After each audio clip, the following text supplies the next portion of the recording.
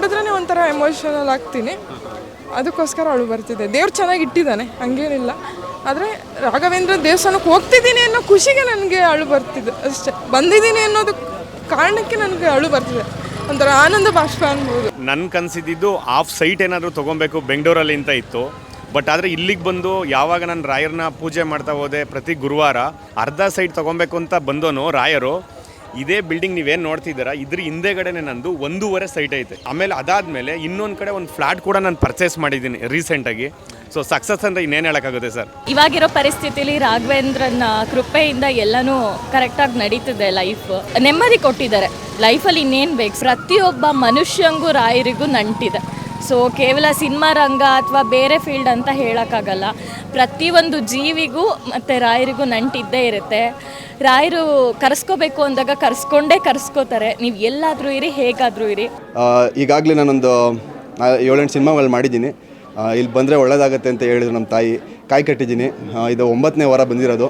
ತುಂಬ ಒಳ್ಳೇದಾಗ್ತಾಯಿದೆ, ಒಳ್ಳೆ ಅವಕಾಶಗಳು ಬರ್ತಾಯಿದೆ. ಎಲ್ಲರೂ ಬನ್ನಿ, ಕಾಯಿ ಕಟ್ಟಿ ಸಂಕಲ್ಪ ಮಾಡ್ಕೊಳ್ಳಿ ಅಂತ ಕೇಳ್ಕೊತೀನಿ. ಎಲ್ರಿಗೂ ಒಳ್ಳೇದಾಗಲಿ.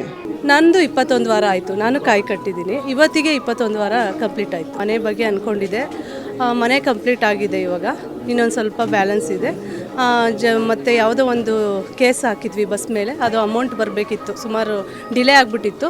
ಅದು ಲಾಯರ್ ಕಾಲ್ ಮಾಡಿ ಮಾತಾಡಿದ್ದಾರೆ, ಅಮೌಂಟ್ ಬರುತ್ತೆ ಅಂತ ಹೇಳಿದ್ದಾರೆ ಇನ್ನೊಂದು 2-3 ಮಂತಲ್ಲಿ.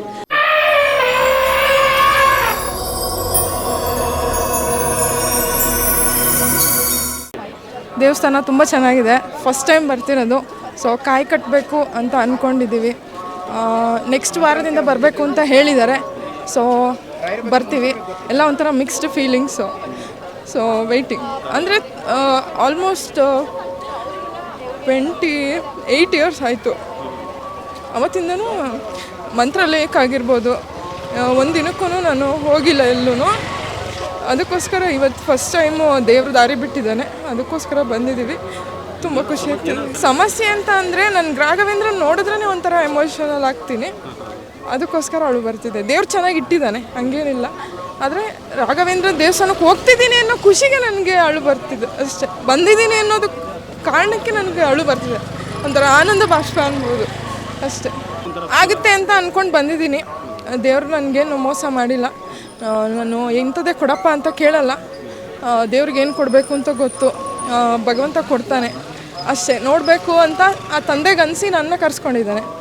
ಸೊ ಅದು ನಂಗೆ ತುಂಬ ಸಂತೋಷ ಆಗ್ತಿದೆ, ತುಂಬ ಖುಷಿನೂ ಇದೆ ಬಂದು ನೋಡಿ.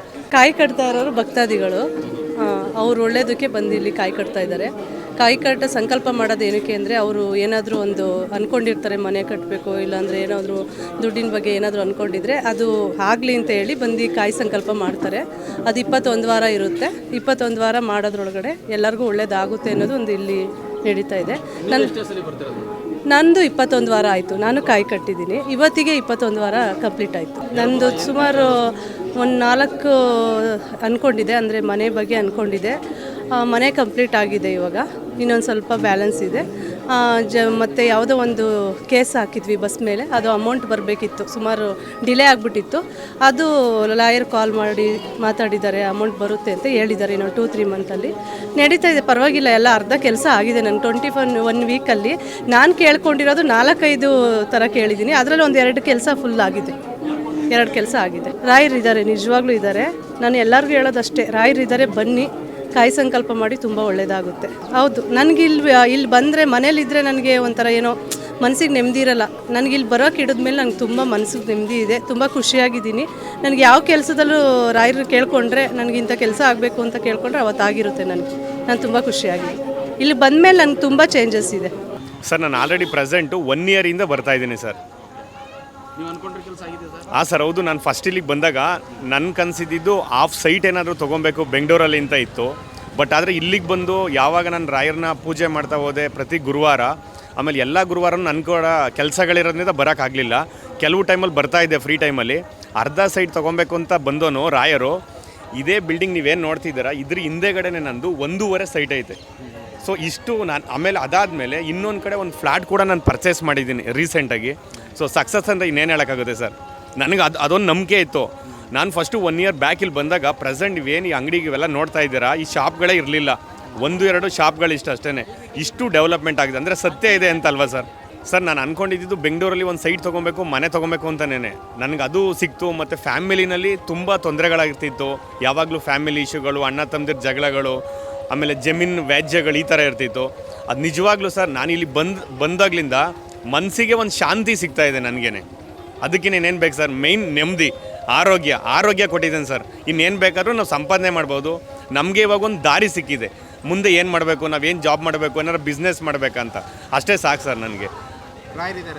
100% ಸರ್. ಅದು ಒಂದು ನಂಬಿಕೆ ಸರ್. ಈಗ ನಾವಿಲ್ಲೇನು ಮೂರ್ತಿ ರೂಪದಲ್ಲಿ ನೋಡ್ತಾ ಇದ್ದೀವಿ, ಅದೊಂದು ಮನಸ್ಸು ಸರ್ ಅಷ್ಟೇ, ಅದೊಂದು ಸತ್ಯ. ಈಗ ನಾವೇನಾದರೂ ಒಂದು ನಂಬೇ ಇರ್ತೀವಿ, ಒಂದು ದೇವರಿದ್ದಾರೆ ಅಂತ. ನಾನು ಇವ್ರ ಮೂಲಕ ನೋಡ್ತಾ ಇದ್ದೀನಿ. ನನಗೆ ಯಾವಾಗ ಫ್ರೀ ಇರುತ್ತೆ ಆ ಟೈಮಲ್ಲಿ ನಾನು ಬಂದು ಹೋಗ್ತಾ ಇರ್ತೀನಿ ಸರ್. ಆಲ್ಮೋಸ್ಟ್ ಜಾನ್ವರಿಯಿಂದ ಬರ್ತಾ ಇದ್ದೀನಿ ಆ್ಯಂಡ್ ತುಂಬ ಪಾಸಿಟಿವಿಟಿ ಇದೆ ನನಗಂತೂ. ರಾಯರು ಬಂದಲ್ಲಿಂದನೂ ತುಂಬ ಒಳ್ಳೆಯದಾಗ್ತದೆ. Basically I am artist, so serial, cinema ಇಲ್ಲಿಗೆ ಬಂದಮೇಲೆ ನನಗೆ ತುಂಬ ಆಪರ್ಚುನಿಟೀಸ್ ಬರ್ತಿದೆ.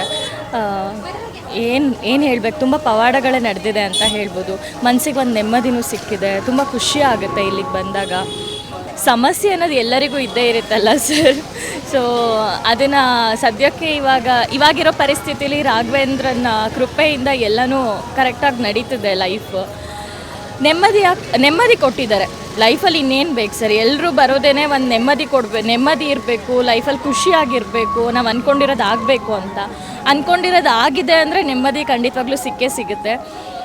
ಆಲ್ಮೋಸ್ಟ್ 70% ನೆಮ್ಮದಿ ರಾಘವೇಂದ್ರ ನನಗೆ ಕೊಟ್ಟಿದ್ದಾರೆ. ಇನ್ನೊಂದು 30% ಇದೆ ಆ್ಯಂಡ್ ಐ ಆಮ್ ಶೋರ್ ಅದನ್ನು ಕೂಡ ನನಗೆ ಕೊಡ್ತಾರೆ ಅಂತ. ಹಾಂ ಸರ್, ಇಲ್ಲಿ ಬಂದಮೇಲೂ ಕೂಡ ಮುಂಚೆನೂ ಸಿಕ್ಕಿತ್ತು, ಆದರೆ ಒಂದು ಒಳ್ಳೆ ಪಾಸಿಟಿವಿಟಿ ಅನ್ನೋದೇನಿದೆ ಇಲ್ಲಿ ಬಂದಮೇಲೆ ಜಾಸ್ತಿ ಆಗ್ತದೆ. ಎಲ್ಲ ಒಳ್ಳೆಯದೇ ಆಗ್ತದೆ ಸರ್. ಒಪಿನಿಯನ್ ಅನ್ನೋದಕ್ಕಿಂತ ಇದೇನಾಗ್ಬಿಟ್ಟಿದೆ ಅಂದರೆ, ಇವಾಗ ಒಬ್ಬರನ್ನ ನೋಡಿ ಒಬ್ರಿಗೆ ಒಂದು ರಾಯರ ಮೇಲೆ ಮುಂಚೆನೇ ಒಂದು ನಂಬಿಕೆ ಇರುತ್ತೆ. ಆ ನಂಬಿಕೆ ಹೇಗಾಗುತ್ತೆ ಅಂದರೆ, ಇಲ್ಲಿ ಒಂದು ಯಾವುದೋ ಒಂದು ದೇವಸ್ಥಾನ ಇದೆ, ರಾಯರದ್ದು ಒಂದು ಸ್ಥಳ ಇದೆ, ಇಲ್ಲಿಗೆ ಹೋದರೆ ನಮಗೆ ಒಳ್ಳೇದಾಗ್ಬೋದು ಅನ್ನೋದು ಅವ್ರದ್ದು ಒಂದು ಒಪಿನಿಯನ್ ಆಗಿರುತ್ತೆ. ಸೊ ಇವಾಗ ನಾನು ಬಂದಿದ್ದೀನಿ, ನಾನು ಒಬ್ರಿಗೆ ಹೇಳ್ತೀನಿ ನಾನು ಈ ಥರ ರಾಯರನ್ನು ಪ್ರತಿ ವಾರ ಹೋಗಿ ನೋಡ್ಕೊಂಡು ಬರ್ತೀನಿ, ನನಗೇನೋ ಒಂದು ಪಾಸಿಟಿವ್ ಅಂತ ಅನ್ನಿಸ್ತಿದೆ ಅಂತ. ಇವಾಗ ನನಗೆ ಗೊತ್ತಿರೋರು ಅವರು ಬರ್ತಾರೆ, ಅವ್ರಿಗೆ ಗೊತ್ತಿರೋರು ಹೇಳ್ತಾರೆ. ಬರೀ ಸಿನಿಮಾ ರಂಗ ಅಂತಲ್ಲ ಸರ್, ಪ್ರತಿಯೊಬ್ಬ ಮನುಷ್ಯಂಗೂ ರಾಯರಿಗೂ ನಂಟಿದೆ. ಸೊ ಕೇವಲ ಸಿನಿಮಾ ರಂಗ ಅಥವಾ ಬೇರೆ ಫೀಲ್ಡ್ ಅಂತ ಹೇಳೋಕ್ಕಾಗಲ್ಲ. ಪ್ರತಿಯೊಂದು ಜೀವಿಗೂ ಮತ್ತು ರಾಯರಿಗೂ ನಂಟಿದ್ದೇ ಇರುತ್ತೆ. ರಾಯರು ಕರೆಸ್ಕೋಬೇಕು ಅಂದಾಗ ಕರೆಸ್ಕೋತಾರೆ. ನೀವು ಎಲ್ಲಾದರೂ ಇರಿ, ಹೇಗಾದರೂ ಇರಿ, ರಾಯರು ಒಂದ್ಸಲ ಕಂಡ್ಬಿಟ್ಟು ನೋಡಿದ್ರೆ ನೀವು ಬಂದೇ ಬರ್ತೀರಾ ಸರ್, ಅಷ್ಟೇ. ಹಾಯ್ ಎಲ್ರಿಗೂ ನಮಸ್ಕಾರ. ನಾನು ನಿಮ್ಮ ಸಾಗರ್ ಮಂಜುನಾಥ್ ಮಾತಾಡ್ತಾ ಇದ್ದೀನಿ. ನಾನು ಇಲ್ಲೇ ವಿಧಾನಸೌಧ ಲೇಔಟ್ ಲಗೇರಿಯಿಂದ ಬಂದಿದ್ದೀನಿ. ಈಗಾಗಲೇ ನಾನೊಂದು 7-8 ಸಿನಿಮಾಗಳು ಮಾಡಿದ್ದೀನಿ. ಇಲ್ಲಿ ಬಂದರೆ ಒಳ್ಳೇದಾಗತ್ತೆ ಅಂತ ಹೇಳಿದ್ರು ನಮ್ಮ ತಾಯಿ. ಕಾಯಿ ಕಟ್ಟಿದ್ದೀನಿ. ಇದು 9ನೇ ವಾರ ಬಂದಿರೋದು. ತುಂಬ ಒಳ್ಳೇದಾಗ್ತಾಯಿದೆ, ಒಳ್ಳೆ ಅವಕಾಶಗಳು ಬರ್ತಾಯಿದೆ. ಎಲ್ಲರೂ ಬನ್ನಿ, ಕಾಯಿ ಕಟ್ಟಿ ಸಂಕಲ್ಪ ಮಾಡ್ಕೊಳ್ಳಿ ಅಂತ ಕೇಳ್ಕೊತೀನಿ. ಎಲ್ರಿಗೂ ಒಳ್ಳೇದಾಗಲಿ. ಆ್ಯಂಡ್ ಯಾರು ಬರ್ತಾಯಿದ್ದೀರಾ ಅವರೆಲ್ರಿಗೂ ಒಳ್ಳೇದಾಗಲಿ. ಕಾಯಿ ಕಟ್ಟಿ ಒಳ್ಳೆಯದಾಗಿದೆ. ಸಿನಿಮಾ ರಂಗದವರು ಈ ಕ್ಷೇತ್ರಕ್ಕೆ ತುಂಬ ಜನ ಬರ್ತಾಯಿದ್ದಾರೆ. ಎಲ್ರಿಗೂ ಒಳ್ಳೆಯದಾಗಿದೆ. ಅದಕ್ಕೋಸ್ಕರ ನಾನು ಬಂದಿದ್ದೀನಿ, ನನಗೂ ಒಳ್ಳೇದಾಗುತ್ತೆ ಅಂತ. ಒಳ್ಳೇದಾಗ್ತಾಯಿದೆ. ಆಲ್ರೆಡಿ 9 ವಾರ ಆಗಿದೆ. ಒಳ್ಳೆ ಅವಕಾಶಗಳು ಬರ್ತಾಯಿದೆ. ಹೊಸ ಸಿನಿಮಾಗಳು ಸ್ಟಾರ್ಟ್ ಆಗ್ತಾಯಿದೆ. ನಾಯಕರನ್ನ ಆಗಬೇಕು ಅಂತ ನಾನು ಅಂದ್ಕೊಂಡು ಬಂದಿರೋದು. ಒಳ್ಳೆಯದಾಗುತ್ತೆ.